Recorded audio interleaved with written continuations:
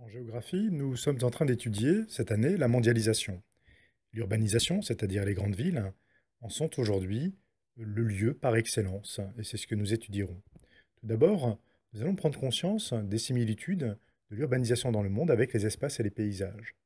Le premier constat que nous pouvons faire, c'est que la population mondiale urbaine augmente considérablement, beaucoup plus d'ailleurs, comme vous le voyez sur ce graphique, dans les pays pauvres que dans les pays riches où elle tente à se stabiliser. Donc les très grandes villes aujourd'hui se développent essentiellement dans les pays en voie de développement.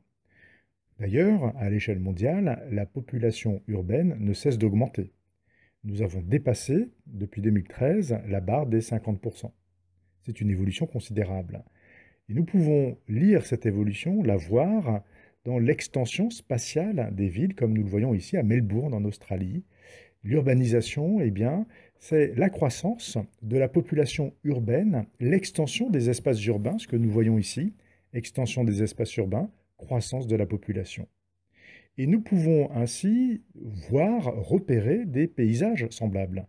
À Lagos, au Nigeria, donc en Afrique, nous voyons ici un Central Business District que l'on reconnaît avec les grandes tours d'immeubles et donc du coup un quartier d'affaires. Immeubles modernes, quartier d'affaires. Et ici, nous avons un autre angle, enfin sous un autre angle, le même quartier. Cet angle d'ailleurs est beaucoup moins avantageux. On se rend compte que ce CBD est beaucoup plus réduit.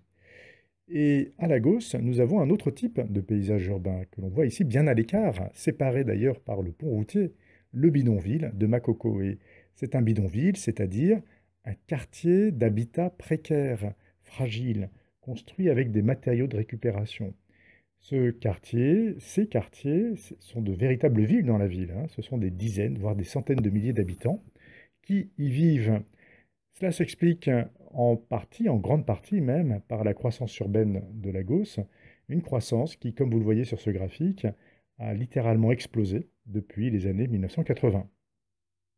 Mais des quartiers pauvres, il y en a ailleurs, et pas simplement dans les villes des pays en développement, y compris donc dans les villes des pays riches, comme on le voit ici à New York, avec une photographie certes différente, un quartier certes différent, mais un quartier pauvre tout de même.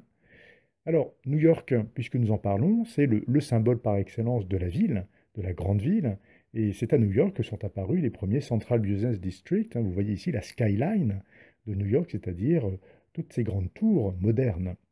Et New York, c'est aussi la ville américaine avec ses immenses banlieues, du moins ce qu'on appelle aux États-Unis les suburbs. Le mot banlieue français traduit assez mal ce qu'est la suburb américaine. Un peu partout dans le monde, on voit donc se développer un modèle de ville construit selon cette opposition entre un centre, une ville-centre, et des périphéries, les banlieues, et ce que nous appelons en France la couronne périurbaine. Tout cela accompagne ce que l'on appelle aussi l'étalement urbain. Les villes s'étalent. De fait, aujourd'hui, les villes se ressemblent finalement de plus en plus. Elles ont les mêmes paysages. Ici, par exemple, on se croirait dans le hall d'aéroport de Roissy-Charles de Gaulle, le terminal 2. Eh bien non, nous sommes à Lagos. De même, partout en périphérie des villes, justement, se développent de grands centres commerciaux. Et ici, on voit un centre commercial que l'on pourrait trouver dans un pays dit riche. Eh bien non, là encore, c'est Lagos. Donc, vous voyez ici que les paysages urbains tendent